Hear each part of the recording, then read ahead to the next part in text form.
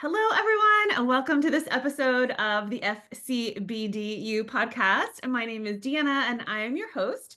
And today I am so very excited to be welcoming a dear friend and fellow ATT graduate, Gesche. Hello, welcome. Hi, Diana. Thank you so much for having me. So glad that you are here.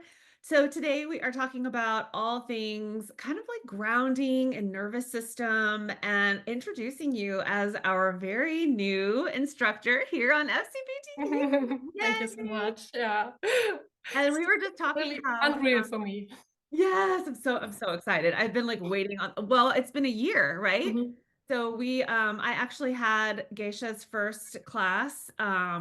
She sent it to me a year ago this month, and I've just been sitting on the perfect opportunity to share it, and here we Mhm. are. Yeah. So yeah, I feel like the stars aligned, and now everything's gonna be so beautiful as we Mhm. present these topics here on FCBDU. So welcome. Thank you so much. Ah. So before we went or before we started recording this podcast, we were talking about just this needing of being grounded and feeling grounded before we started recording this podcast. Mhm. And I got to hear one of your kitty cats in the background, and I was like, "Oh, to me, that's such a grounding Mhm. sound because it just reminds me of home." Mhm. So Yeah. I hope one of them makes an appearance while we're Mhm. here. Yeah, that's likely. I have six Aw. of them, so lots of chances for a cat to pass by.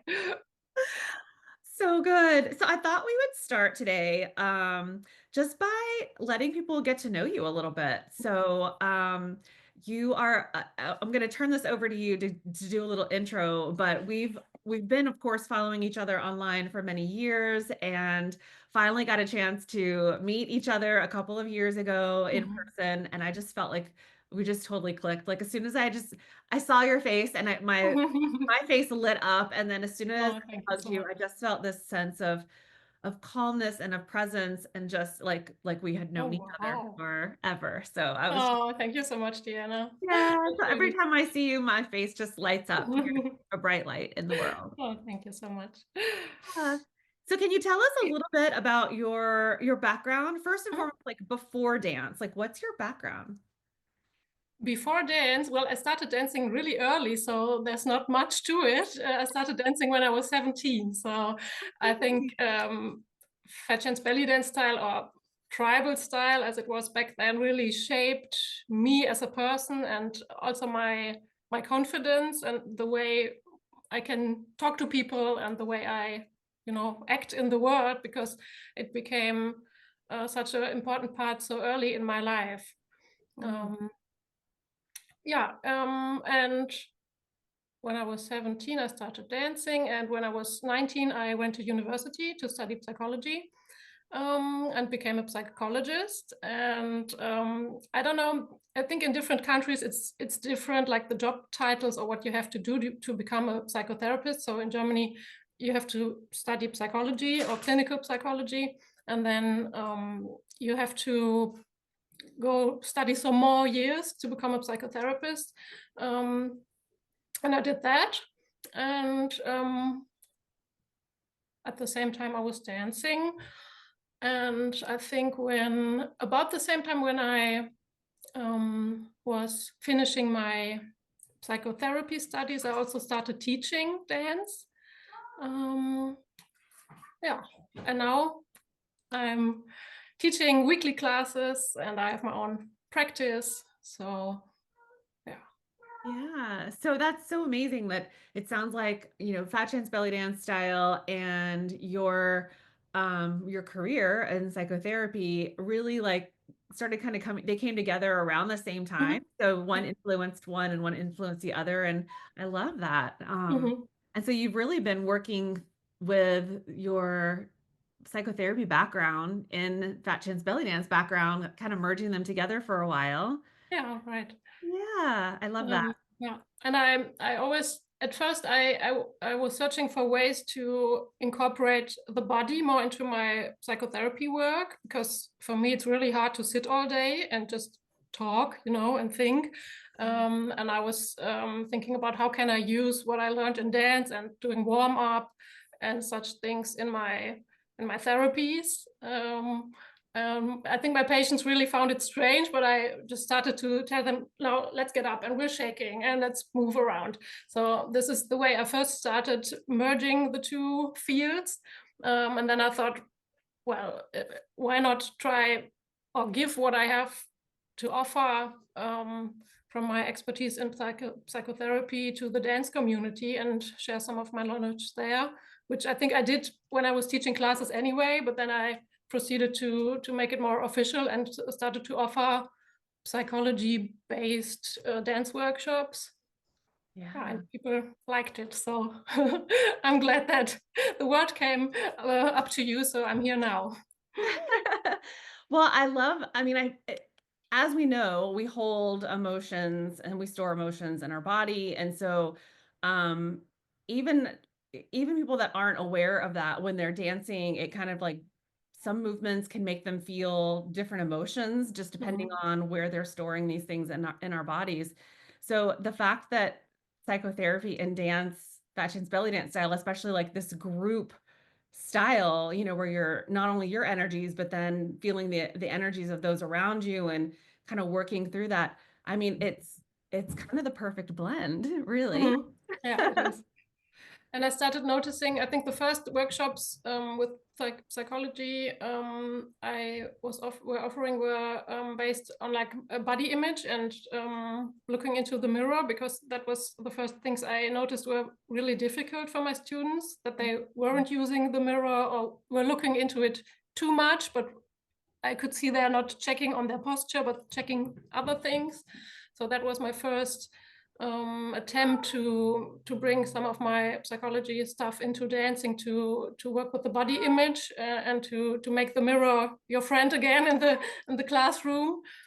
Whoa, that's amazing. So can you tell us a little bit more about that? So the fact that you were noticing the students were looking in the mirror, but they were looking maybe not at the or not recognizing the things that you were kind of Mhm. speaking to, but maybe looking at other aspects.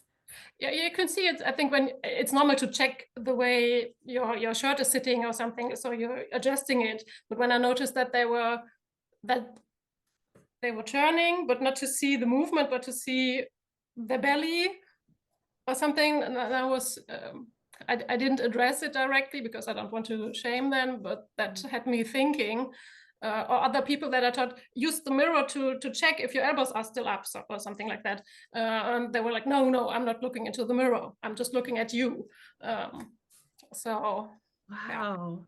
Yeah, I never wow, that really just like opened my mind because in my dance classes, of course, we have a mirror. And Hmm. a lot of dance classes or workshops, I should say, at other places, we don't have a mirror, just depending Hmm. on the space. And I lean into that a little bit more. So like in the alignment workshop that you joined me in, we had mirrors, but then we Hmm. would like turn and face away so that you could focus on what the movements felt like rather than what they Hmm. looked like. And in my yoga classes, we don't have mirrors for that reason. Yeah. But I never thought that the students wouldn't, yeah, I never really thought about that because as a Hmm. teacher, I'm watching them in the mirror. Yeah. I'm not watching how they react to themselves in the mirror. So Hmm. now I'm going to take Yeah, that. yeah, I'm yeah. going to be paying more attention. So Yeah, thank yeah. you for that. Have a look at it. Yeah, and I think nowadays I don't need the mirror for my teaching as much, but when I started, I didn't know how else to do it. So I was just watching them in the mirror. So I really needed that. Now through all the education I got from you guys, I think I have more tools to not use the mirror. But I think for to find out about these things, it was good that I used the mirror so much. Yeah. Yeah. Wow. That's really exciting. What other as a teacher, that's like a really exciting way to just be like, oh my gosh, now I have something else to bring to my students. Mhm. Yeah. And then what other ways have you been using your psychology background and incorporating them into your workshops? Mm, let me think. It's like the body image workshops, and then the what we're talking about now, or I'm talking about in my FCBDU class. It's stage fright. Yeah. Um, what else? I think there were other topics, but these are the two main ones, I Yeah. think. Yeah. Um, do you do you get performance anxiety? Um, when we're talking about like a stage performance or just a real the performance as such, do you say it like I'm not, no, that's I used to get it a little bit, but it was always manageable. So I'm lucky that I never had that severe anxiety that some people have. And nowadays I'm more stressed out by everything around it because I'm the troop leader, I'm the teacher. So what makes me nervous is like, is the music's gonna work? How's the backstage looking? Are there enough parking spaces? Because everyone's texting me, where can I park? And these are the things that make me nervous. But the performing aspect, not as much. But as I told you before we started recording, like this was recording this podcast really had me nervous. So this is like my first time. And I think maybe whenever I go to a place where I perform for the first time, I'm more nervous because of all the factors that I don't know. If I know the space and if I know the people, then I'm fine, I think. Yeah. Yeah. How about you? Yeah, I feel like I used to have I used to have a lot of performance anxiety when I was dancing styles that required choreography. Hmm. Because I would just get lost in the moment and just forget the choreography, Hmm. which is Yeah. really stressful. And it's one of the reasons I love our style of dance because you just put all the effort into the movements and then the choreography is existing, and on the spot, so to speak. So I think after a while, I was I was okay. You know what I think it is? After you make enough mistakes in an Yeah. improvisational format, you're just like, well, what else could happen? Yeah. You know what I I mean? survived. I Like, survived, yeah. exactly. Yeah, I survived. It wasn't the Yeah. end of the world. Everything Hmm. was fine, so, Hmm.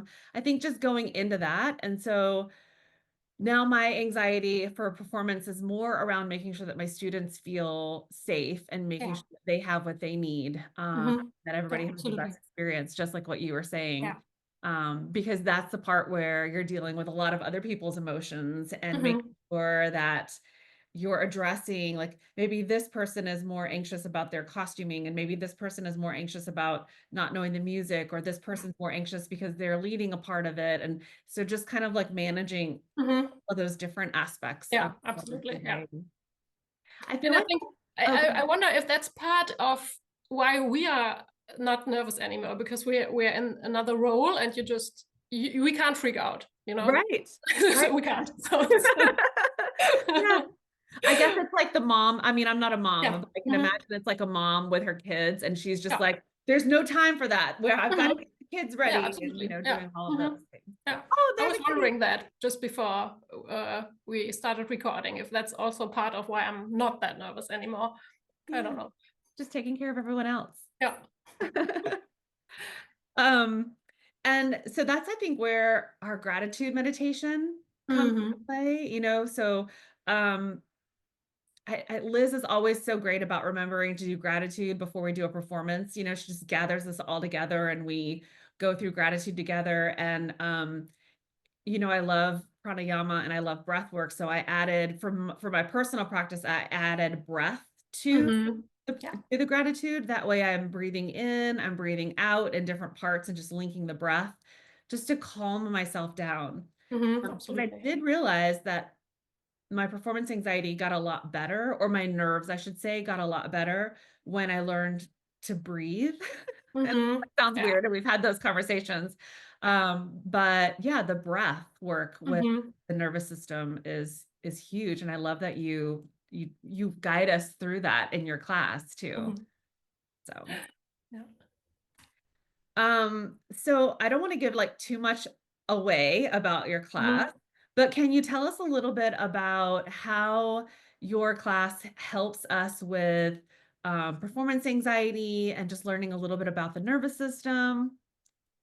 Yeah, I hope it doesn't just help you with stage anxiety, but I hope it helps you with your whole life, being more relaxed. So, because the things I'm teaching in that class are things you can do every day, and I do some of them not every day maybe, but every week, and I teach them to my patients like every week. So it's not just for this really high stress and anxiety situations, but also to to get your baseline stress down a little.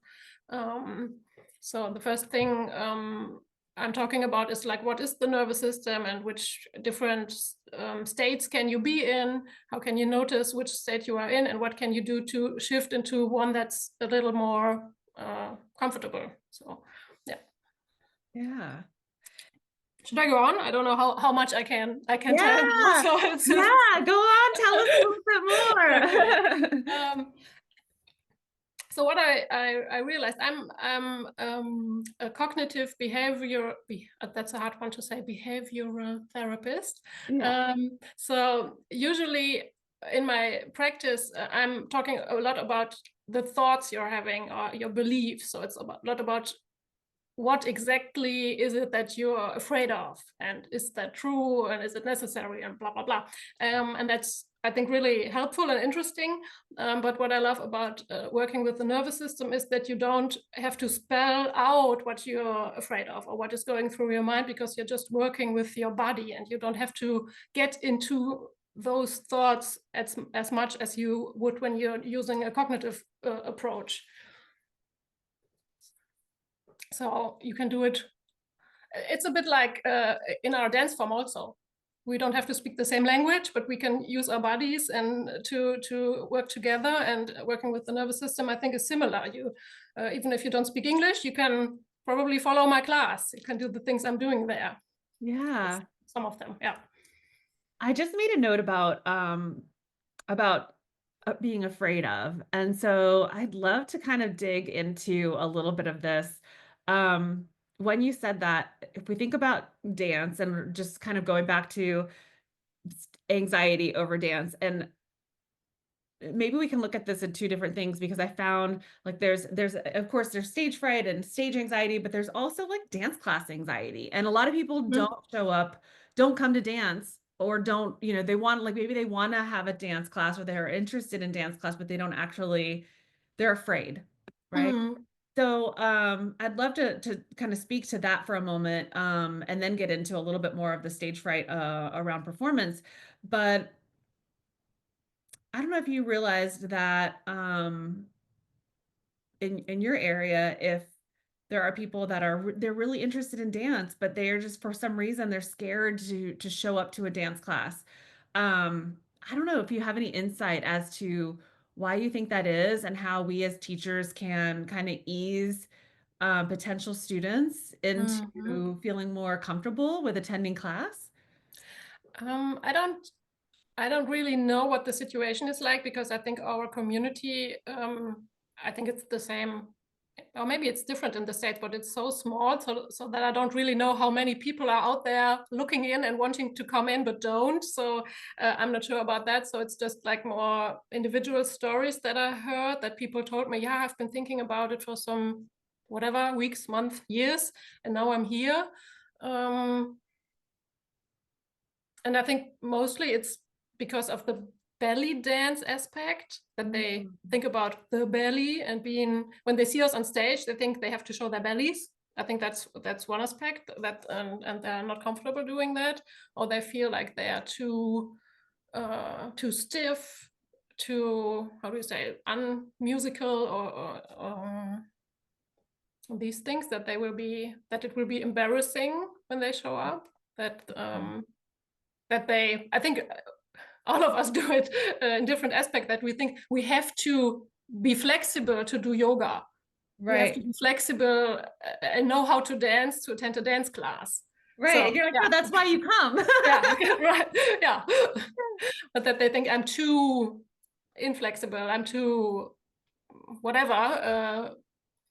So they, as if they have to have a certain level of anything to come there, and they don't know that they can just come. Yeah. Yeah, and that we have Yeah. different levels to put them in, to teach them what they need to know. Yeah, Right. Yeah, so many times I've run across somebody and they're like, "Oh, I could never do that." And I'm like, "But why?" yeah, I don't have any rhythm, or I can't yeah, move my hips, or I can't, yeah, and I'm like, and I say, "But that's what I'm here to teach you. That's why you come to class." yeah. I don't know how to play the piano, but if I wanted to play the piano, I'm gonna go learn, kind of a thing. Hmm. Um, yeah, I think you nailed it when you were saying, I mean, what I took away from what you just said is they feel like they're not enough of something. I'm not Yeah. flexible enough. I'm not Yeah. musical enough. I'm not good enough to be able to put myself in this vulnerable Hmm. state.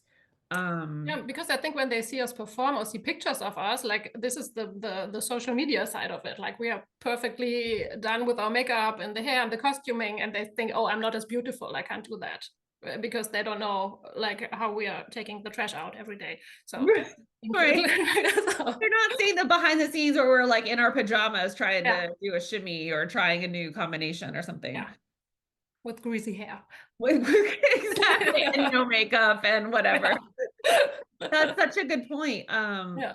Yeah, we advertise ourselves. And I know personally, when I try to put photos online, I'm always trying to find like the best photos, right? Oh, that photo's not Hmm. good enough, so I don't want to Yeah. present it that way. Or my costume isn't the best, or feel bloated, so I don't want to post a picture or whatever. But yeah, then I'm doing the same thing that these Instagram yogis Hmm. are doing. And Yeah. unknowingly, I'm doing the same Hmm. Yeah. thing, but for the dance practice. So yeah, maybe we need to be a little more real and Hmm. do some behind the scenes. Like, hey, this is what's Yeah. really happening right now. Yeah, I do the same. I take the best pictures, of course. But I think I have some on my Instagram and people really liked it where I don't remember if it was like no makeup and then makeup or if I was having makeup and then I took it off. But like I Oh, had I the remember that. Yeah, Mhm. beautiful both So, ways, right? You were just like, yeah. here I am, and here I am Mhm. in my dance attire. Yeah. Yeah. So maybe that would help if or if we're just posting more like training pictures, just in leggings and hip scarf. Uh, Yes. mhm. I think that's a great point. I think that's a great Yeah. point. So for those of you out there that are having trouble getting students, or you're hearing a lot of, oh, I could never do that. I'm not this enough. I'm not that enough. Maybe in order for people to feel vulnerable around you, you should create a little bit of vulnerability as well and put Yeah. yourself out there. Mhm. I really like And I think some people are better at advertising that way. I think Virginia from Germany, she's really, I don't remember if it's in German or if it's in English, but she really nails it that like however you can come as you are, like yes. everyone can come. She has a great way of framing it. So that really, it takes away every doubt you could have about it. So maybe, yeah, we can be inspired by that also. Yes, I love that. I know I do follow her, of course, on all of the socials. A lot of her stuff comes over in German, but luckily the automatic translation happens. Mhm. But when the reels have like the German writing, I Yeah, can't you can follow, tell. but Mhm. yeah, I love it. So let's get inspiration from those around us for sure. Yeah. And then kind of along those lines, so once we have established the courage to show up for dance class, right? So now I have dance students that are like, I want to perform. And I also have dance students that are like, I don't ever want to perform. Mhm. And that's completely fine. So that's another aspect is making sure that your students understand that they don't have to perform. Yeah. And being, having a space that everybody is welcome. But I think also when dancers have that anxiety, or I don't think, I mean, I'm assuming when dancers have the anxiety, there's a little bit of that kind of now we're at the next level of maybe not feeling good enough, or Mhm. it's like, what do you think people are afraid of for stage fright? Hmm. I think it's different things. It's messing up with of how do you say like in the group. You don't want to disappoint your fellow dancers. Like if I'm making a mistake, everyone's looking bad. Hmm. Um, and I think some people don't even know what they're afraid of because that's usually the case that when the fear is rising and we have some thoughts about it, then we stop at a certain point and we distract ourselves or just go into like ruminating, but not really thinking it through. So sometimes when I'm asking like what's your biggest fear about performing, I don't know. So sometimes it just stops at a mid level of, oh, something's going wrong. So that I think that's the case also. Um, yeah, and some, I don't know, like this really catastrophic ideas of losing your skirt or just tripping over, and like this, which so unlikely and absurd, but I think some people also have that in mind. Yeah. Um, yeah, Like being embarrassed if something yeah, goes wrong or something. yeah. Like something big, like it's everything's going to fall apart and I'm flipping off the stage or something. Um, yeah. Yeah. And what else? So I'm not even sure how important the audience is. If it's Ooh, really, interesting. everyone's Yeah. going to laugh, or if it's just it would be so embarrassing because I would feel it is embarrassing and I don't want to be the one falling over or messing up. So I'm not even sure if it's so important who's sitting there and what they are thinking. Ooh, that's, What do you think? can we dig into that a little bit more? Mm-hmm. Because when you say it, when you bring that up, and I think back to times where I was nervous to like my anxiety was all about letting people down. I Mm-hmm. didn't want to let my teacher down. I didn't want to let my fellow dancers down. I didn't want to let the people that we were performing with down. It was never about the audience. Mm-hmm. I never thought about that. 20 years through this, I Yeah, never thought about it, yeah. about being, and because half the time I don't really know the audience, and Mm-hmm. that makes some sense of being more nervous dancing in front of other dancers. Like I'm Mm-hmm. dancing in front of other dancers than I am dancing in front of just a public audience. Yeah. So I guess it's a different type of nerve. Like Mm-hmm. dancing in front of people that I don't know, it was all about um, not making the group, it was all about the group, like not making Mm-hmm. look bad, not making, but dancing in front of my peers, th- Yeah, that's harder. it's Yeah. different. Then it's Yeah. about the judgment. Like, are they Mm-hmm. they're gonna know when I Mm-hmm. do, or they're gonna know when, like, yeah, it's like they have the Yeah. insight where the audience isn't gonna know so much. Yeah. Whoa. And I think it's also about not living up to your own expectations, Mm, so that you don't want to, you know what you can do and you want to show it all, and you're not satisfied if you don't bring it to the stage, yeah. and nobody else except you and maybe your teacher knows what you're able to do. So I think it's about not showing how good you are and being disappointed because you know you can do it but you didn't. Yes. Yeah. It's like, here's your opportunity that you worked up to, and then Mhm. can you do everything that you've been working so hard to Yeah. do, or are you going to flop and, like, Mhm. trip on your pantaloons? I've asked me how I know. And then you're thrown off for the whole performance because you're just like, my energy's all thrown off. Yeah. Mhm. So, what are some ways that we could get a little grounded before, not to give away stuff from your class, right? But what are some ways that we can become grounded either before class or before a performance? Like, what are some of the most popular ways to feel grounded? Actually, you know what? Can we talk about what is grounding? Because I think Mhm. I take for granted that just everybody knows Yeah. what it means. So, can Yeah. you help us? Like, what's your definition of Mhm. grounded? Yeah, yeah, I think it's good to talk about it because when you wrote me like some weeks ago that we're going to talk about grounding, I was like, I don't have anything to say to grounding. I don't do grounding because I was just distracted by the word. Um, so for me, I think the terms I use because I think it's a language thing also, because the German word is not, it's erden. I don't really say that. It's, for me, it's more like relaxing, or what else could you say, or coming into the here and now. Hmm. So is that a phrase in English? I don't know. So Present, being in the yeah, to be present moment. present. Yeah, yeah, yeah, yeah. Yeah, to come into the present, to come into your body, to feel your body, to feel, yeah, the space around you somehow, to really be I think presence, maybe that's what grounding is for me. Yeah. To come into the calmest present you can come into. And what are some ways that you get present? or get For grounded. me personally, it's my pets. So Oh, yeah. yeah, I have 6 cats and a dog, and that's whenever I'm watching them, I'm touching them, I'm the most present, I think, because that's yeah, because I just love being with them. So that works best for me. Also because like they're warm and usually they're calm. Yeah. So you can use that. Your nervous system can use that to hold on to it and calm down also. And when I'm not at home and with my pets, I think I like to, when I'm sitting, I just like to feel wherever my body touches, like the chair.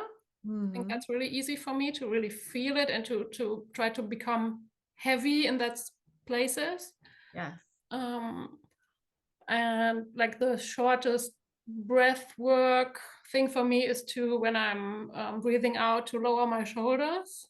I think Mm. these are the things that help me the most. It's the quickest way, and sometimes that's enough. So it's just like, oh, here's my body. I'm sitting. I'm breathing. Okay. Yeah. Everything's fine after that kind Yeah. of thing. Mhm. Yeah. So yeah. I love that about your pets. And just kind of a side note for those of you that are going to be taking a Geisha's class, which I hope is everybody listening in. Um, if you only joined for the fact that her dog is sitting there a little nap during your entire class, I'm just like, how sweet is that? And that just like again, your calming presence, and here you are like teaching this class and talking on camera, and your dog's just like completely content. Yeah. And she's like that all day in my practice, and my patients love it. Yeah. Oh my gosh. And at work, I really use her because when we're doing, yeah, or people get really upset because of some trauma things we're talking about, and they're not as present. I just tell them, well, look at Mocha. This is my dog's name. She's sleeping peacefully. Like, do you think it's dangerous in here? No, no, you're right. So it's when they see the Oh, sleeping dog and they realize she would be, if it's really dangerous, if it's really something going on outside of their mind, like she would be alarmed, she would be barking, she would be running around. And when they see she's sleeping, they realize, okay, it's safe. It's the past. It's just in my mind. wow. Wow, that's huge. Hmm. Like I mean, like I guess it's like the therapy dogs, right? That we, especially in the I guess traumatic events, especially thinking about, well, I mean, my mom's retired military, so I automatically think about Yeah. veterans and military that have, been in wars and they have PTSD and Hmm.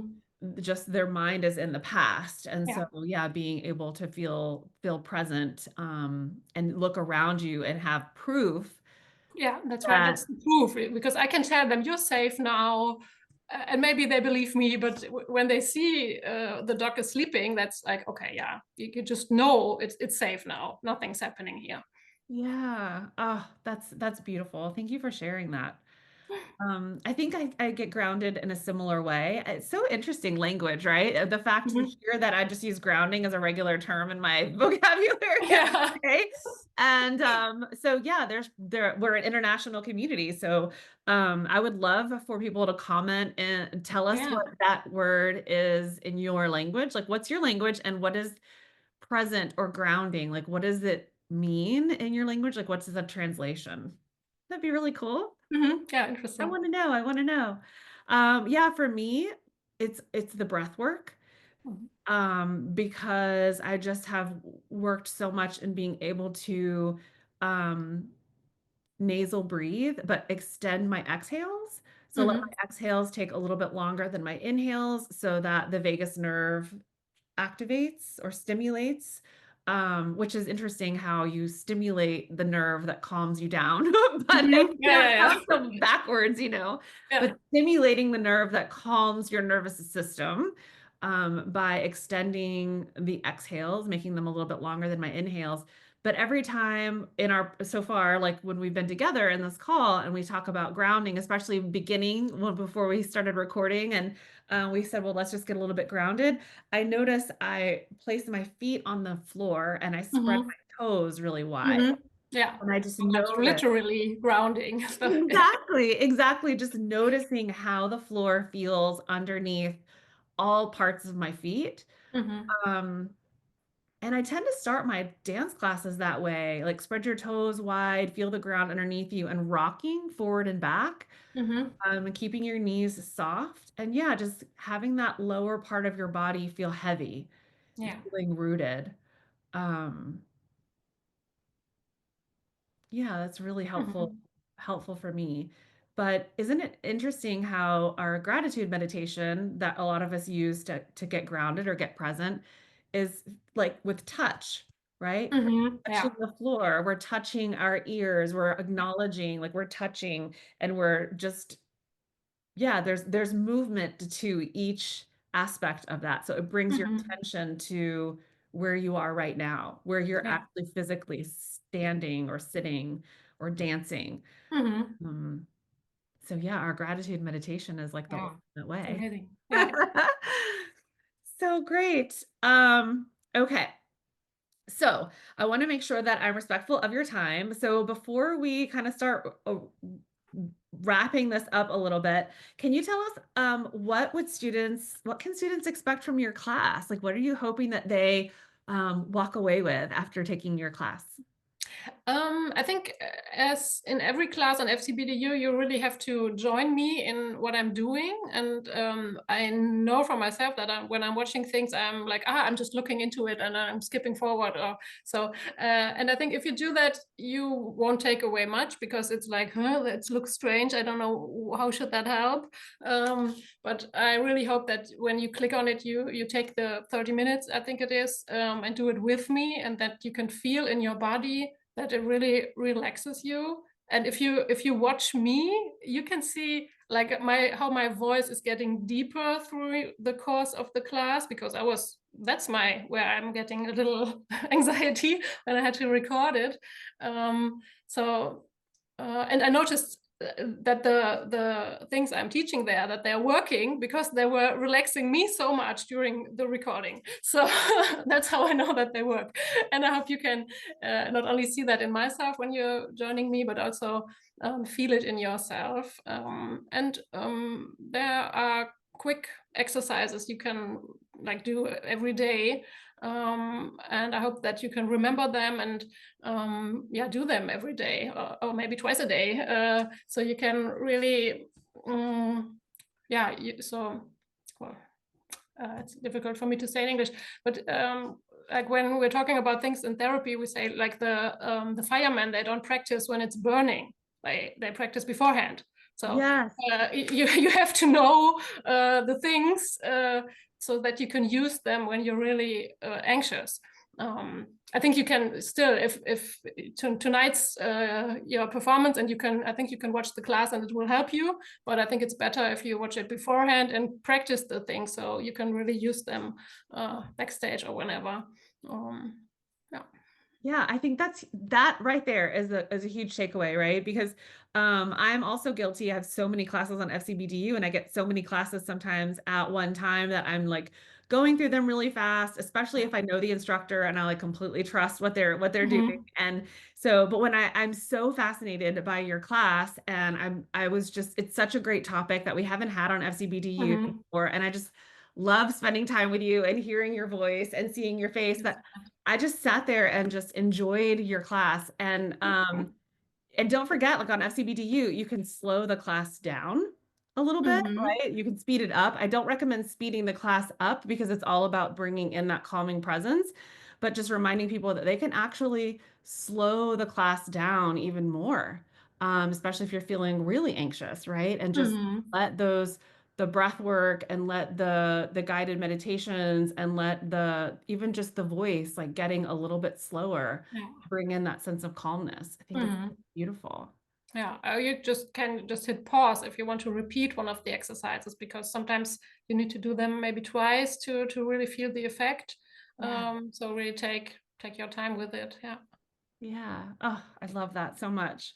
Um, and then I would love for you to maybe give us some final words of wisdom for dancers that might be struggling with anxiety or nervous system dysregulation or stage fright, maybe just like the number one thing that they can do besides taking your class, right? The number one thing that they can do um, to yeah Yeah. to help with that. I think the main thing, and I also talk about it in the class, is to lean onto the connection you have because it's a group dance. You have other people there, and just really take your time before performing to connect with them because you're busy with your costume and the surroundings. But just sit with someone, look into their eyes, or maybe not touch them if you're comfortable, and just feel the other person and know that you're in this together. And I mean, what can go wrong, really, when you're doing it together? I think that's yeah, the most Oh, important thing or the quickest thing, maybe. Yeah, yeah, remembering that you have other people there with you, yeah. right? We've already opened ourselves up, we've already become vulnerable, just leaning into that connection a little bit deeper. Mhm. Yeah, that's beautiful. Thank you. Oh my gosh, I love spending time with you. Okay. I could just like keep talking about it all day, but I want to give away the stuff from your class. I want everybody to go and take your Yeah, yeah. course because it's amazing. Thank And you we so also, much. along with your class on the nervous system and performance anxiety, we have a beautiful grounding folk Yeah. flow with you, right? And so can you tell us a little bit about the music that you use? Because I know you reached out to me and you were like, is it okay if I use this type of music? And I was like, oh my gosh, please do. Yeah, yeah, yeah. Yeah, I wanted to use some more folkloric songs. I think in Germany we have quite the tradition to dance to some more like medieval bands. So I think people from here will really like it. And I think maybe it's also the grounding aspect of it because it feels folky and it feels grounding, and you can hear nature in it in some parts of it. So it feels yeah, Yeah, it helps with I don't know, connecting to nature. amazing. And Does it make sense? I'm not sure. absolutely, absolutely. And I think that it's a perfect combination with your class because your class is it's a lecture. We can sit there, we can like get grounded and get the knowledge and get the presence and all of that. And then we can put it immediately into practice, Mhm. the flow that is intended to lean into that energy of like that presence and that grounded and just hearing the music, right? And we'll put a link to the music within the class, but also maybe that's a song or the type of music that people want to start their class with so that when people Mhm. come into class, you're creating this sense of grounding through this auditory aspect instead of using music like for me if I use music that's like a mizmar it's not very I'm gonna keep going with grounding. It's not very Mhm. grounding for me. Yeah. If I'm dancing to something that feels like very earthy and Earthy, yeah. drums and like Yeah. lower sounds, deeper sounds, Mhm. it just really helps me. Yeah. It also helps with the hips, I think, because somehow you can feel them better and the shimmy gets better. Yes. I love that. Absolutely. Oh my gosh. Well, thank you so much. It's been an absolute pleasure to spend Yeah, with it's been an you. honor. Thank you. Yeah, absolutely. And so everybody, please go out and take Geshe's class. It's now available on FCBDU or will be when this podcast releases. Mhm. And looking forward to more classes with you and seeing you in the next coming months. Wow, thank you. Okay. Yeah, thank you so much. Mwah. Bye. Big love. Bye.